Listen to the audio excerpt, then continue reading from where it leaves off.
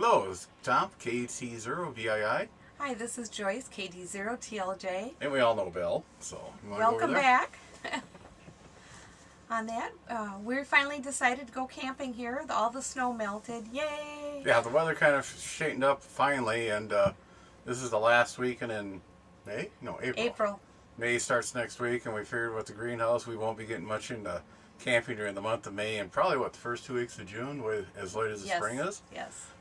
One good news is we got the FT991A, and the motorhome all fired up, wired. Still got to route the coax. Right now I just got it ran out the front door. But the ATAS 120A antenna, we think we figured how to operate that. If anybody has one, you have to have a lot of patience with it. A good ground. Reading into a lot of chat rooms and then bulletin boards, everybody's saying you got to have a good ground.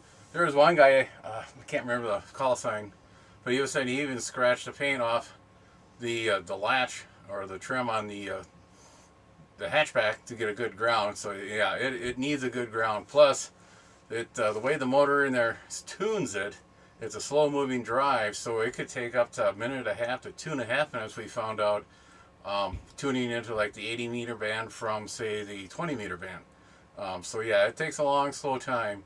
One thing I found out playing around today with it is if you go into manual mode and manually tune it, try to get it there a little quicker, then throw it in the automatic tuning. It seems to go a little faster because some of us don't have any patience. Mm-hmm. Florida QSO party was going on, and oh my gosh, she turned into a monster. Get away from the radio, it's mine! I got to make the first contact. So he was out cooking bratwursts, and the first time I called, they responded back to me. So I was kind of excited. So on that, we made probably 8 or 9 contacts today from Florida. Yep, all the reports said good audio, good signal coming in, and we were only running 30 watts there most of the day. Yep. And towards the sun is starting to go down, so we cranked it up a little bit more. Maybe 5-10 more watts just to get over the noise from the sun until we decided to have supper and make this video. We are at a KOA. Some people know about KOA, some people don't. Well, tomorrow in the morning, me and Bella will go around the camera and do some extra shots, show you what the KOA is like here in Minnesota. We are south of Rochester, Minnesota. Nice little KOA. This one is open from March 15th to I think it's October 15th. They get a lot of long-term people staying here due to the Mayo Clinic. They're patients here. They'll drop in a Class A motorhome with a small tow car, or they'll have a fifth wheel with a pickup, and they travel back and forth to Mayo Clinic up in Rochester for their medical process. So it's which is real close. Yeah, so. Kind of interesting when you walk around at night or in the morning and talk to everybody. It's quite a unique little campground. It's I'm afraid one of these nights we're going to be here and everybody's going to be showing what different types of medications they take, kind of going back to the 70s and some of those frat parties we used to have. So yeah, so on that, well, we're enjoying ourselves. It's real quiet. There's probably only 10 or 15 trailers here. Yeah, so it's real 15 quiet. at the most right now. Real quiet. Pool's not open yet, but that's okay. And we've been walking around and just enjoying the spring and enjoying the nice weather. So on that, anything else? Well, tell you what, next thing you'll see is me and Belle taking a morning stroll, and we'll show you some of the nice features of this KOA. And we're going shopping tomorrow. It sounds like you're going shopping. Yep, I'm going shopping. I'm going to be watching. I'm going to be watching the NASCAR race while she's in the store. So yeah, he'll sit in the motorhome while I go in the store. So. We'll probably shoot some more video and add to the tail end of this. So yeah, so enjoy the weekend and 7-3, and we'll see you next week. One thing we came across with in the Midwest here, there's a lot of restrictions on firewood, bringing firewood into campgrounds. You can't carry some wood more than like 3 or 4 miles from where it was cut. A company called Camco, and I've seen other these made by other companies. Little propane. Here's a 20-pound cylinder over here. This one's called the Big Red Campfire. It's about 13 inches diameter. They do sell a little grill that goes up there on top, so you can actually use it for cooking. Then there's also a little red campfire, but it's not that bad. It puts out a lot of heat. What I like about it is you can turn it down all the way there to a nice cozy little campfire. Well, TLJ, it's got to be up like this for her to enjoy it. And the amount of heat this thing puts off is just immense. It's pretty good. I forget how many watts, BTUs I should say, it'll put out. But right now it is actually too warm to sit this close to the fire, and it's chilly out here tonight. It's a little noisy, but most fires you get this big would be snap, crackle, and pop. Every once in a while you get a little hissing noise out of the tank, but not a bad little deal. Like I said, it's a little red campfire, about 11 inches across. This one's about 13. This is a big red campfire. And like I said, there's other ones out there on the market. But if you look at it, turn that down here because it's getting too warm. Most campgrounds and gas stations sell those sections of firewood for $5 a deal. Most people will go through like 4 of those. That's roughly 20 bucks a night.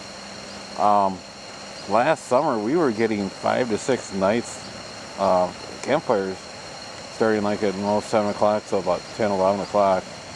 We were getting like 5 or 6 of them out of a cylinder of these these exchange cylinders.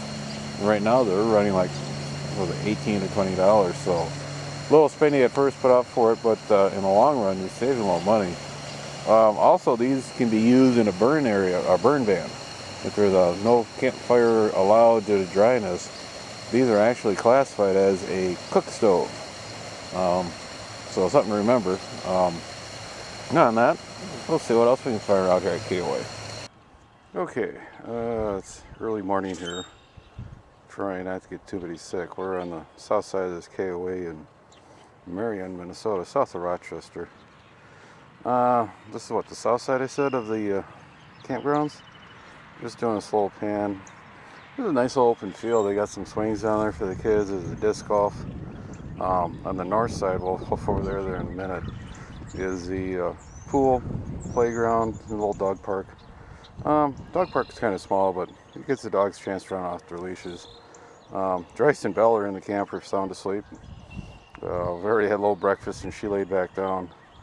And like I said, this is a real nice little KOA. The lodge is over there. See if I can zoom in on it. It's got a nice little store in it. Showers, not bad showers, bath and shower facility. Then on the back side there is pull-through sites. There's probably 75 to 80 slots here, including that's tenters and the cabins. They got a nice little C-store in there. Place you can get propane, dump tank. A lot of the sites do have full hookups. So let's walk around to the north side here. Okay, we're hooked up here to the north side. The dog park's down there. Then we got volleyball court set up in a little fenced-in area for the kids' playground area. A lot of birds around here, wildlife here. Walking around this morning, it's kind of hilarious. The only thing I can hear as we're walking through on the road is all the furnaces on the RVs firing up. Pool's there. The cabins, like I said, we're on the opposite end from the first shot here. The tenters. And then you get another shot of the lodge. And there are some pull-throughs behind the lodge. It kind of goes for long term. Like I said, they're opening here in March. And this year in Minnesota, I know we had snow at least 4 times in the month of March. So I'm sure they use those for early season, late season, due to the amount of snowfall we had up here. And again, it's Minnesota. Okay. Well, I probably should have hooked back to the camper, see what TLJ's doing. One thing, if anybody's looking at buying one of those ATIS 120A antennas, the instructions that came with it could have been a little bit better. From Yaesu, it does take a good 2.5 minutes. After our little video yesterday, we were playing around with it and made a lot more contacts, and it does take time. It's not instantaneous or fast like some tuners. It takes a little time for that motor to go up and down. But after that, we were running mainly 30 or 40 watts off the top of the motorhome, and we're contacting stations down in Florida for the Florida's QSO party. We have to make sure Joyce turns in her contacts to verify those. That's going to probably be the next subject, is online logging. Anybody has recommendations what they use?